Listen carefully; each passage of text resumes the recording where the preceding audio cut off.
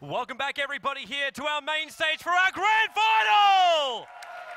LGD going up against MUFC. It is China versus Malaysia. And of course, when you are here in Malaysia, you want to see a Malaysian team here in the grand final. We just had them see Orange for Malaysia take third position. Can MUFC, the one team who's been completely undefeated in this entire competition, can they remove LGD, the Chinese? They've met once before during this competition right here on the main stage, and they're going to meet here again, of course. In our last time these two teams met, LGD completely disintegrated, MUFC completely disintegrated LGD. Took about 20 minutes, but you kind of knew it was over by about 10. I am Toby1. I will be your solo cast for today. J10 unfortunately has gotten sick, so it's just going to be me and only me, just with you, casting this matchup. Let's jump ourselves inside the game because the draft has already begun. So LGD, they will be in this best of 3 matchup over on the Dire side. MUFC will be over on the Radiant side. It is MUFC already banning out both our Magnetor as well as Batrider. Templarus has been banned out here by LGD. We are going as stock standard as possible as far as this draft does look. They are not going for anything out of the ordinary. This is the way we've been standardly playing this entire competition. It has been basically, if you can, delay the game, cancel out the BKB heroes, and just push down towers when the timing is right. And it's all about that decision making to make that timing, because we saw in our last game some interesting decisions being forced to be made by both Mythtrust as well as Orange as far as who would go in, who would come out, and then who had the pushing power. But hey, Yamatar, when he's over on that Lashrak, you just don't want to stop it. So now we finally get to have a bit of a look into our draft. We get to see the joy of it all. And it is going to be LGD taking their sweet time on that second ban. They're not 100% sure what they want to remove. Like, with this ban pool, there's a lot of things to come through. And they're going to ban out the Undying. So we are probably going to see that NA slip through the cracks. Rubik as well. HY, the captain of MUFC, he is the man picking it up. Of course, we did actually have Zhao 8, I believe is the man who was talking before, just talking about as far as MUFC, like they've kind of like stepped into this new league with HY as their captain. He's quite happy to put stand-in next to his tag as far as player. But really, this guy has gelled so well with any team. He's been standing in for so many teams out there that really he's just everywhere. He's absolutely everywhere. But combining up with Sharky, Ling, Net, and Ohio, it's just a fantastic combination, and this team just giving us some amazing, amazing Dota, and that's what we're looking for here in the grand final. All we want is amazing Dota. LGD, of course, these guys are all about amazing Dota. These were the guys that were basically, when it came to the international, completely undefeated through the group stage, and then, of course, hitting a couple of snags as far as the playoffs were concerned. And I'm pretty sure they don't want to relive that one. Put that out of their minds. They're here at the Asia competing for a very large prize pool, because big shout outs to everyone who's been involved for this one, both TGX as well as E-Club, the guys who make Dota 2 come to Southeast Asia, as well as Rapture have been working on the production for all you at home, so you can enjoy that one. So LGD, we already see their pickups, Lone Druid as well as NA. I was saying NA was going to slip through, same with Rubik. Rubik was the one that HY said, I'd rather have this one. He's been playing that Lone Druid in 2 of our stage games for him already, and this time around to be facing it up. And of course, we'll look to see if Sylar is the man who takes that very, very hard farming role and then just unstoppable player as we get into the later portion of the game. And NA support role normally, and I don't think we'll be seeing any kind of difference here for LGD. And HY's now got to decide, what do they do up against this Lone Druid? We've seen 2 approaches. One has not worked and one has. The one that hasn't worked is the one where we just basically try and counter push a Lone Druid. And up against the Lone Druid bear, doesn't really happen. The approach that has worked is basically nukage and focusing on the bear. So Coddle, there's already our first counter push, and Brewmaster gets to appear for the first time on the main stage. One of those heroes that he's actually been banned twice on the main stage, but for the first time picked up. When it comes to team fights, when it comes to control, Brewmaster is basically the king. Able to pop himself out into his little Brewling form. Have his Earth Panda to stun, his Storm Panda, I can't say Panda, Brewling, to basically Cyclone. It's like having an easy Yule Scepter once you hit that level 6. as well as having the Fire Bruling that does the extra damage for you. So between the three of them, you can basically easily control two heroes and keep that chain control going. If you want to take one thing out, you can do so. So that Lone Druid Bear has no effect when it's up in the air. And Bounty Hunter is the pickup from LGD. So we get to have not a passive Bounty Hunter. We shouldn't see a passive Bounty Hunter. He's up against Coddle and Rubik. This is a Bounty Hunter that will go, hey, Rubik and Coddle, I'm a physical damage kind of guy. I'm pretty sure I can kill you pretty easily. What are you going to do with me, Coddle? You can, like, channel for a little bit and then attack with the blast? Bounty Hunter will just walk himself around it. Rubik can at least control the Bounty Hunter a little bit more, but at the end of the day, he has to get that Fade Bolt off and reduce the damage of Bounty Hunter. But you know he's going to be attacking hard. Janata through Shuri Toss. It's a lot of quick damage. But the way MUFC have got their lanes already, either it's going to be a solo mid Rubik, or it's Rubik and Coddle as supports. Coddle can go on the off lane, but I wouldn't highly doubt it. Up against a Lone Druid, it's still doable. It's still very doable up against a Lone Druid. The only problem is that when Lone Druid gets too strong and the Bear's able to tank up enough, Coddle will only be able to destroy out the creep wave and not the Bear itself. So stopping the push on the tier 1 tower would be rather difficult. We see Anti-Mage and Leshrac now being banned out. No late game farming up HY Anti-Mage again. Thank you very much for that one. Leshrac though being banned out. Nice aggressive hero as far as coupling up between NA as well as the Leshrac. Easy combination between those two supports. I'm still interested to see if we're going to see like a hero like Lina being picked up. Look for that burst damage up against the Coddle as well as the Rubik, because Rubik does give a little bit of that null field, but it's not enough that will basically make you go, well, okay, let's not pick up a magical damaging hero. Even though they've already got a lot of physical damage, having that magical burst damage is fantastic, and they're going to need that lockdown. They're going to need that burst damage to shut down the Brewmaster. It's always the biggest key when you're going up against a Brewmaster. You need continuous stuns to basically chain off on him, or else he'll pop that Oldman form and you just don't kill him. It's the biggest problem with Brewmaster. If you can't kill him before he pops the Almond form, then it's like you never even did damage to him until he finally converts back into that bear form, and then you can finish him off. But in the meantime, the Almond form would have probably split up your entire team.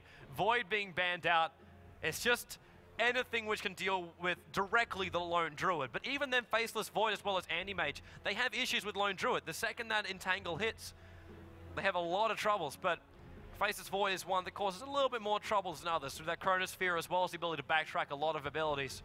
Any kind of burst damage they want to throw out just won't work for him. HY also taking out the Jakiro. It's another hero that can couple up with NA stun. Hold the Brewmaster in position. I'm kind of almost waiting for a bit of a puck play from LGD. Just throw him in the middle lane. At this point, Brewmaster is there, so if LGD want to, they can also run a melee here in the mid lane. Throw Lone Druid to actually go the solo mid. Bounty Hunter can take the off lane. Or LGD is still capable with this lineup too of running an aggressive lane.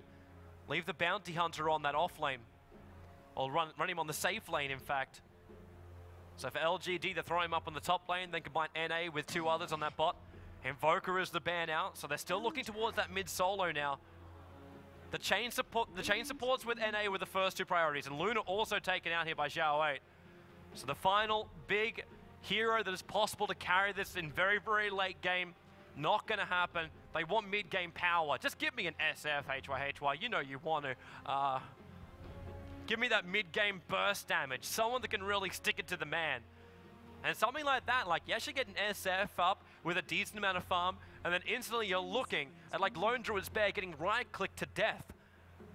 And at this point, LGD don't have a great hero, and Necrolite is going to be the pick up here for HY. This is a huge amount of stability.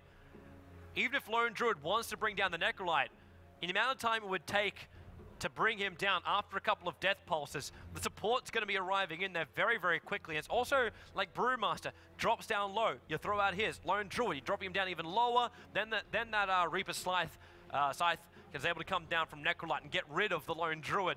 Or Bounty Hunter, or NA, anybody that's even close to death, Necrolite can focus on. And he's one of these heroes that, well, if you go back about 2 years in Dota, he disappeared from the scene. Man, it goes the changes to Bloodstone. Actually, that's actually about 3-4 years back in Dota. Oh, makes you feel old. But it makes you also think just how powerful Necrolite was back then. He did get changed up a little bit in recent times. It's all about that Sadist change around and just the huge amount of mana he's capable of regaining as well as life. He is a very, very powerful hero these days. And not just because of items, because of his abilities. So got to see those levels coming up from him. And maybe even a safe lane. Can throw him in that middle lane. It depends where they want to put Brewmaster. Brewmaster versus Bounty Hunter. 1v1. Happy with that one. Necrolite, Coddle, and Ruby can actually team up together and try and stick it to the Lone Druid. Force him back off the lane. Any harassment from the Bear will be instantly countered by the Necrolite Death Pulse. And Death Prophet as well by HY. The Beastmaster pickup is there. LGD last time they had that, they ran him solo mid. So if we go with history, it was Beastmaster solo mid, it was Bounty Hunter on the solo lane, and then Lone Druid and NA teaming up together with somebody else. But of course, Bounty Hunter and Lone Druid can swap around. And now that we actually have the Death Prophet pickup, it does push an aggressive tri-lane. It is an aggressive tri-lane we're looking at. And it's even more controlled too. Beastmaster wants to roar, Bounty Hunter wants to move around inside the Ghost Walk, NA wants to cast an ability. But Death Prophet's got silence, Brewmaster's got lockdown, Ruby's got lockdown, Coddle has got the ability as well. Get that blinding light, get that mana leak up and running, and Necrolite will give all the life back again.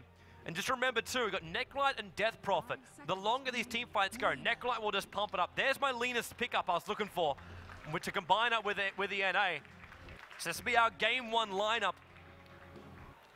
But just the fact that we'll see how Sharky up on that Death Prophet, it is going to be one hell of not only pushing on towers, but it's pure, like, so much physical damage, so much lockdown, so much silence from MUFC. It's a beautiful lineup, but LGD, they've also got a lot that will go through BKB. Actually not even going to help them in this scenario. All they want is just chain stuns. NA stun, Entangle setup, Bounty Hunter, some mini stun Shuritas, Beastmaster Roar, lean a couple up stun bursts. The Beastmaster, lean at NA, they've got to be the combination to kill off the Brewmaster, but they're going to basically blow everything they've got in the Brewmaster, and then Necrolite as well as Death Prophet will be walking around with more life than God. So you got to try and bring them down from that. We'll kick ourselves off because this is the grand final. We get to cast off Malaysia MUFC, and then LGD for China. LGD, during the group stages, we kind of almost felt like it would be possible that they would get eliminated from the group stages. And for a Chinese team, the shame. Well, not really that much of a shame, because you would have been beaten by an Australian team. So, no shame at all. No shame at all. Good old Invasion at 9, even though it was basically an Australian-Malaysian morphing combination. Let's run through very, very quickly who gets what. So we'll have Ned up on our Keeper of the Light. Put Sharky onto Death Prophet, formerly known as Crobulus. Ling gets to take up his role as the Rubik. And then Ohio, Brewmaster for him. And that leaves HY, the stand-in captain as the Necrolite for MUFC. And over through China, SC supporting Lina. Sylar, he is on that Lone Druid. DDC gets to go onto the NA Zhao 8 Beastmaster. And that leaves our last one. When LGD were up on the main stage for their match before, they got to play one of the most powerful heroes in the game, Magnetor. And he was off-lane solo. This time around, he'll be Bounty Hunter. And it's still, the lanes get to be revealed out sometime soon. It's all about the rune check. It's all about the warding very early on. Make sure you got that vision around the map. And the Bear will say hello to Ohio. They'll see that double damage rune on the top, which already means there could be some problems up on the top lane for LGD, depending on who's the man who gets to walk around with it. But our mid lane will be the first one to come in, so then we can start revealing and talking about our lanes. We've already got one being revealed, and it's Yao pulling that creep camp up. So easy experience. No one's here in the jungle to stop him. And puts HY solo bot. Middle lane, Sharky versus Zhao 8. And Zhao 8's not going to enjoy this. Even if he hits that level 6 Raw, it's not going to work out nicely for him. And even Ling comes prepared. Big boy scout up here on the top lane. Sentry Wall's down. Get rid of that vision. Make it so Sylar has to put that Bear into some kind of risk, some kind of jeopardy. If he's the one that wants to get the farm, he's got to take the damage on the Bear. But Sylar won't care too much about that. Maybe a little bit more in these early stages. I see Ned up here too, so it is the tri lane.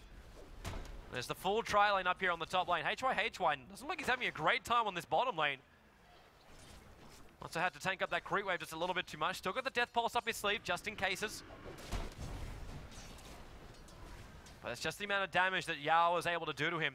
Starting off with like Janata as well as going into that Ghost Walk. Last right clicks and HYHR will try and force him back a little bit. But Yao also with that Stout Shield. Base damage only 52 points for Necrolite up against the 56 for Bounty Hunter.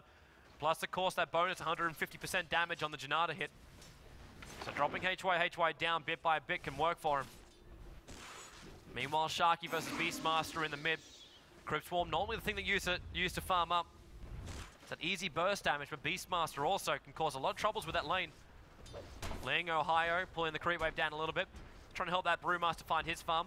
Looks to be building up very, very quickly to a Ring of Basilius. And that'll give all the mana in the world for Rubik as well as Net to pop off what they want to do.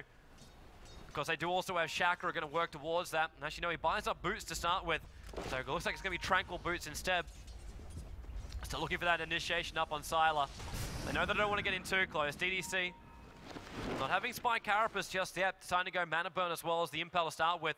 He would have popped that Spike Carapace when he saw that blast coming in. Well then again, could he? That dewarding was already done. So there's no real way for LGD to surprise him. But Coddle is definitely watching that pull so closely. And this is the difficult thing, like, you're trying to do this pull and all Link's got to do is let off one Fey Bolt, push him back a little bit. Coddle Blast also going to cause a little bit of damage. If LGD just stay a little bit too close, that will happen. And Ohio, he's in on the tower. And that's only because the creep wave is up with it. Meanwhile on the bottom lane, HY trying to force Yao back a little bit further. Trying to keep my eyes as close as I can on this farm. The cake is still going to the Death Prophet as well as the Beastmaster in the mid lane. As you would expect. We're running double bottle here, so we're spamming out of abilities. So getting denies on that middle lane a lot harder. Comparison. Oh, hello Mana Burn from DDC. Actually a lot more of a pain than what you'd think. The Chakra Magic, it still costs you 75 to let it go. And until they get it back up and running again, it's going to be difficult. I haven't even got it up and running yet. He hasn't got level 2 yet. About to pop level 2. And there it is. So Chakra now got to keep popping off. And this will cancel off that Mana Burn. Oh, Zhao Wei really low on life. But not enough to bring him down. That's only 2 points up in Crypt Swarm. He put that 1 point up into the Witchcraft instead. With all the bonuses you get from it, there's definitely a reason to do it. And already that 1 point in silence too. He's preparing for a gank, really. Because this Lina can rotate at any time. And when that happens, and Beastmaster's level 6, anything is possible. Yao and HY trading some blows, or actually HY's not trading anything. The only thing he's really giving is just that aura. The Sadist aura, as well as the Heartstopper. He's put both up. Oh. So just in case, it's just Bounty Hunter walking next to him. He'll still be affected by this. And that Heartstopper aura will make it a lot harder for the Bounty Hunter to really function on that bottom lane. And then again, Beastmaster is level 6, and we saw it from LGD before. He is level 6, instantly rotates bottom lane. It's exactly what he wants to do. At this point, he can't really do it, because Sharky's keeping him too low. He needs to keep those bottle charges flying, get that level 6 as fast as he possibly can. And MUFC are really putting a lot of investment up in towards this top tri-lane. Coddle Blast will hit, but that's only a level 1 blast. It's very minimal damage. And Silas still able to farm on top of the tower. Well, Sharky pops level 6 now in the mid lane. And Zhao Wei, it's all he can do. He has to move back and farm with Axis. If he comes in close and Sharky is capable of getting a Crypt Swarm off on him and 2 right clicks, that should be the remainder of his life gone. I say should. Brewmaster, again, really sticking close on this tower. He doesn't want to lose a single point of experience. This entire tri-lane sitting up at 3 levels. And again, it's the same the other way. So we'll have all those level 6s pop at the same time up on the top. Brewmaster, actually probably at the same time as Sylar, but Brewmaster is a lot more important. Because once Brewmaster pops that level 6, we know exactly what happens. He pops ulti, they dive the tower, and everybody dies. That's just what happens. Zhao Wei missing from this middle lane. Sharky, he's got to be remembering. He's got to know what happened. HY, look, he's not even in the lane.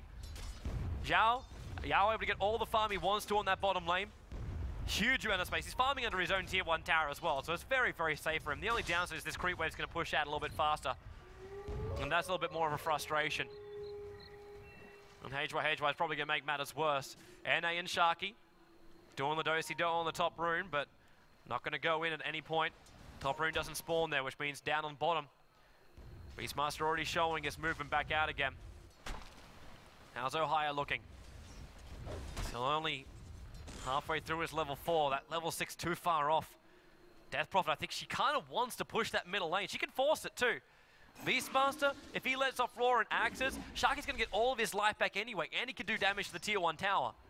The only problem he's going to have is if these creep wave just like destroys itself, then he can't stay close enough towards the tower, because he's not tanky. We've got 4 points in armor and 800 life points. It's really not a hell of a lot. But then again, what LGD should also be very, very cautious of is what happens when Sharky rotates top. You combine that Brewmaster ultimate with the Cropulus ultimate, they will not only take that fight in top lane, they will also be able to take the tower. And that's what it's all about, converting and pushing Sylar back further so we can't get this level of farm.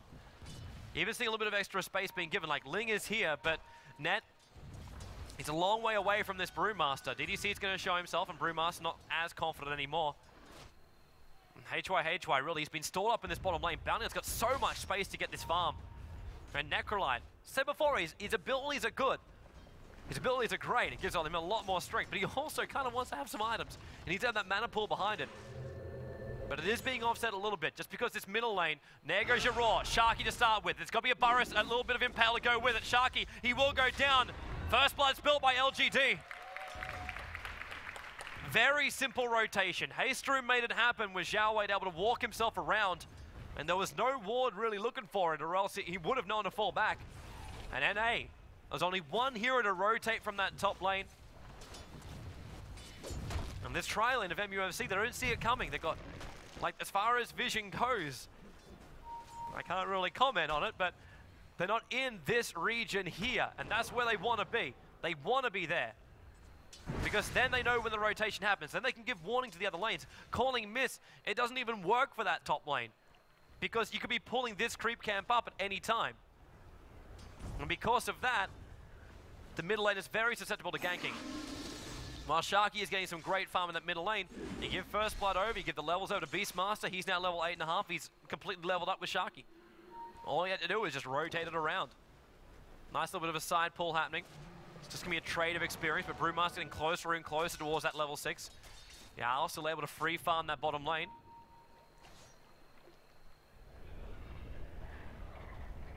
And this is just MUFC. It's almost like all they want to do is just wait until that Brewmaster ultimate is up, and then make a play. And until then, everything doesn't matter. Until then, they don't care. All they want to do is just find a little bit of farm, get some Brewmaster up, and then Cropulus make her as powerful as possible. That's all they really want to do. And in the meantime, HY is forced to fend for himself. He bumped a little bit. There goes the Roar. Yao, there's already the track up. So another track kill here on the bottom lane. Death Pulse will keep him alive a little bit longer, but not that long. The damage is more than enough from LGD to finish the job. And now, Ohio, he's up a long, long way. He's trying to initiate here on SC. He's got to be careful of that Entangle. Living life on the edge. Impale is there too. There's the pick up and throw down, but the Brewmaster already on the sideline. All of LGD will be stunned. But we've got to, yeah, no follow through. SC couldn't get his stun off. And DDC already used his. Cooldown timer was more than enough. But heroes going down in both the lanes. Middle lane Crop is forcing out the tier 1 tower. Instantly to the face, Brewmaster cops the swarm. Collar Blast helping out, and Sharky, Oldie will wear off now. Net, though, wants to have a crack at the mid. Another Crypt Swarm, but Zhao 8 able to move fast enough away. Keep the right click on the tower, but not going to be enough. And Rubik wants to get a pick up on DDC. Won't be able to get him up on a ledge right now. And he can't get a pick up to control him, but Sharky kind of wants to do a little bit of damage, and then return, Spike Carapace. Or in the words of Doa, Armor Bug. Can't believe he actually let that stay in my head. But 0-3 up on the board. This middle lane push, still Crypt Swarm and Rubik. Lina showing herself in the mid. So that rotation is there. And ain't Lina as well as Beastmaster. The 3 heroes to stop this unstoppable push. They know they can leave Lone Druid alone. He's level 7 now. He's got Oldman form. He's got 4 points up in that bear. We've got Demolish and Entangle just by himself. He's able to push out this top lane. He doesn't need any help at all. Now Ohio just wants to stand his lines, but he's going to need help right now because Yao, another track kill. Easy snipe off here for LGD. At the same time though, into middle lane, Raw to go, Sharky, stun, Lina to start with, and DDC to chain off with. Rubik tried the pick off and Feybolt, but The kill has already happened, and LGD, they are the ones controlling this map.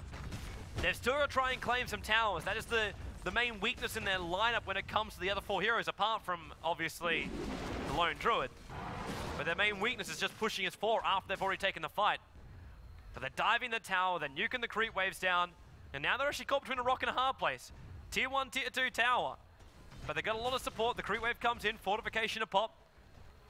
And maybe that chance to bring it down. Ohio comes in nice and close. And that will also push back with the Coddle Blast, but look at that damage. Yao destroys it, long range stun, but Yao will not want to stick around. There's a lot of support coming in. Sharky is here. Already here, LGD calling out, fall back, fall back, fall back. Don't be part of this engagement. Krob still wants to push out this middle lane. Brewmaster's here. Ultimate is here for him as well. This is danger time for LGD. They can't lock him down right now. They don't have the ability to really do so. Krob ulti will pop. Tower will take a fall. Attempted denial by Lina, but never going to happen with that many spirits on the field. But there's nothing else coming out from Sharky. He pops the ultimate, he gets the tower, but there's no follow through from here. There's no extra tower. There's no pressure being done. Brewmaster rotated to try and get a kill with that level 6. But there's just no joy. And HY now up on the top lane. Looking to force it out here. And hello Spirits, but goodbye Spirits as well. They all go back inside of Sharky. And Brewmaster looking to hold that middle lane. Feeling a little bit of pressure. Keep your eyes very, very open. Smoke breaks here in the mid. And the Tier 1 tower will go down. No fortification was used before. Track's already up. Because with Brewmaster on, we don't really care about that, but he cares a lot more about 4 heroes staring him down. If he's able to bring down this top, then he will. Bear still looking for that entangle. Oh, we've got Arcanes and building up towards that mech for Necrolite. Looking to force the Tier 1 tower on the top lane, but without the Krob ulti, it's just not doable. But the Krob ulti has a pretty low cooldown. It's one of these things, whenever you see a Krobulus on the field, the second that ulti comes off cooldown, the team's going to be in position to make the most of it.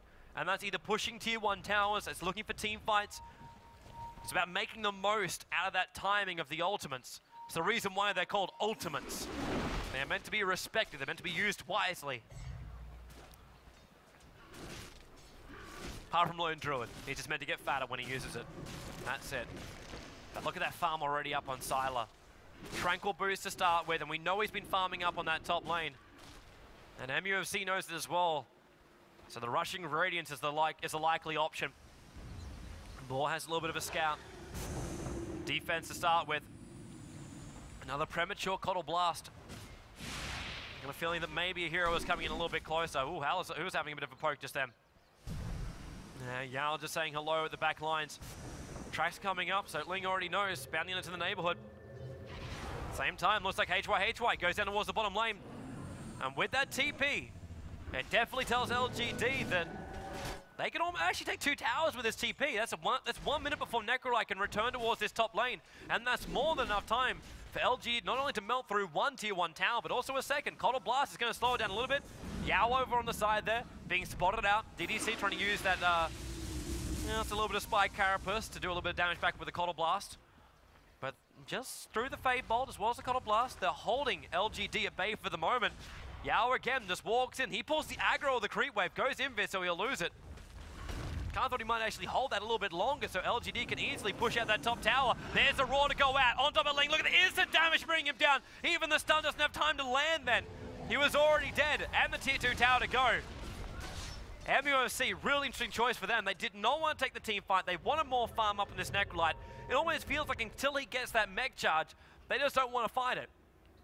And then leave Ohio up here on the top lane to find his farm. He's walking around with a Blink Dagger right now, so he's got what he needs. He's found that farm to get the Blink Dagger. And he maybe just wants a little bit more levels. Maybe they still can't make the most out of this Krob ultimate. De-warding, so finally reveals that the fact that Sentry Ward was there. Because that was what was looking at Yao before when he was trying to jump in behind. Maybe wondering why he was seen, and Sentry Ward is the reason why. That's just good warning coming out from Coddle. And Sylar, now with that Sacred Relic, 15 minutes in. Looks like the Bear's gone. Enjoying just a respite. Before Sylar will bring him back. And more than likely, he'll probably return with that Radiance recipe. And then MUFC, they'll have to really rely on all this extra heal to come out from the Necrolite through the mech as well as through the Death Pulse. Don't have to worry too much about that Radiance burn during the engagements. But while this bottom tier 1 tower is being pressured out, Sylar will easily take it. Tier 1 tower on the top lane won't be as easy to take. Fortification is there for the Dire side. Wasn't used for the Radiant. But it is going to be a tier 1 for a tier 1. That is the trade. And maybe more for MUFC. Their choice, but they know Lone Druid is still pressuring at that bottom lane. And Radiant's completed up on the Bear. Which means now they have to deal with the fact that even if Lone Druid wants to TP himself up towards that top, that Radiance Bear can still split push. The effect of the Radiance isn't lost. You go out of range of the Lone Druid and you can't right-click with the Bear. But you are capable still of having that Radiance burn push the creep waves out. That's why Lone Druid is such a great split pusher. The only downside is with a rework to his Bear, which basically stopped making him first pick material, was basically if the Bear does take damage, you can't re-summon him. There was, of course, some other changes around to the Bear. But the main thing is just the fact that if you keep doing the damage to the Bear and you can bring it down, there's no extra support for that Bear. The Lone Druid won't be there to say, hey, hit me instead. It's not going to happen that way. You have to be up here on the top lane to get hit right now. Track starts off here on Ohio. And he still wants to jump himself inside this engagement. Vendetta, he is level 8, so that is the option. Courier getting deep watered out, so Sentry Ward available. Tracks, though, continue to happen, so all the vision in the world for LGD. And it's worth so much gold, too, when they win these engagements. And all they need to do is go in. There's the Raw, starts up on Ling. They want to get the Rubik. Big jump in by the Brewmaster. Got to get the split, but he's getting done. There's the split now going to happen. Mech charge is up for Necrolite, but Ling, too much damage from that Bear. They're still burning down. Leading with a blast on through. Who can they get off? There's Laguna Blade. One to the next. Necrolite's on the sideline. Yao going to get stunned up. This Brewmaster trying to focus him down. They can't finish the job. He's out of range of the Sentry Ward, but he's back to vision. Meanwhile, Sharky, he's going to take a fall. The rest of LGD splitting up beautifully, and Ohio does kill off the Bounty Hunter. But a 3-for-1 trade, and they don't take the tower. The Crob ulti was used. It's a great fight for LGD, and this kind of feels like our group stage game, but the shoe is definitely on the other foot. And Zhao Wei back towards that middle lane. Invis room for him now too, so MUFC, they've got to keep their eyes open very, very closely to see where that Beastmaster goes with that. They need sentries, they need vision. Because with that Invis rune, it's an easy setup for the Beastmaster Raw. And no one is immune to that. And the fact that Ohio's ulti is on cooldown for another 2 minutes. It's a long time for Brewmaster not to have this overwhelming confidence. He blinked into 4 heroes that got a perfect clap off. And then tried to split his ultimate, but that Spike Carapace came up from NA and caused him a lot of issues. I mean, he couldn't get that instant control. He couldn't get the instant lockdown. There wasn't anything really from LGD like that they feared. And they won't fear anything more now. Roshan will take a fall. Lone Druid is the man to claim the Aegis the Immortal as well. 19.5 minutes in, and Roshan goes down. And Lone Druid, of course, he is the man that gets even more money now. How long before we see this Assault Cuirass on Sylar? He was the man known through TI2 as the best farmer in the game. If there was anybody who came anywhere near his gold per minute. Well, Blink now, looking at SC, Lena is a little bit out of position, and then Invis rune instantly popping off from Beastmaster. And Brewmaster got no follow through. He knows he's got no ultimate. SC knows he's got no ultimate. And SC's also got 3 points up instead of 4 points up in Slave. So that's huge amounts of burst damage that can turn around on the Brewmaster. He's walking around with a Blink Dagger. Strength Threads, which does pump him up to about 1200. Which isn't too shabby. But he was also the man that was being protected. And because of that, he has to return a lot more to his team. And right now, there hasn't been enough. During that last engagement, he was the only one. The only kill that's happened so far for MUFC came from Ohio onto the Bounty Hunter. Got completely separated from LGD. It's the only reason he was able to find that kill. And they split him up with the ultimate. Now, Looking to push up that mid lane. Sentry wards go down. They find Yao already. Pick him up, throw him down. Rubik able to steal the Ghost Walk. Jumping in again from Ohio. Ulti is there. Magic Wand. Now the split's going to happen. Already though, Rubik on the sideline. Start going out the bounty on a Beastmaster looking for some kind of opening. There's already the spin up. It's just holding the bear out of position. Keep those suns going. Sharky Laguna Blade. He's not dead. Yes, he is dead. SC takes care of him. Brewmaster Ultimate wearing off in 2 seconds time. And he's going to convert back in again. Now they can go for him, but no, they don't. It's HY. Lock completely out of position. Again, another 3-for-1 trade. And Sylar doesn't go down. GG, well played. MUFC says there is no more point. 21 minutes is what this game takes. It is a best of 3 matchup. So LGD takes first game in 21 minutes. Taking the 1-0 advantage in the grand final. MUFC, a team that has not dropped a single game until the grand final, is now knocked down a peg by LGD. And this is just one of those times where you say, wow, doesn't this just give LGD flashbacks to the international too? But again, shoe on the other foot. They were the ones that were completely undefeated. And this time around it is MUFC. So we're going to be back here in a couple of moments' time for a game number 2. LGD going up against MUFC. Will MUFC keep it up for Malaysia and go into a third game? We'll find out. We'll be back.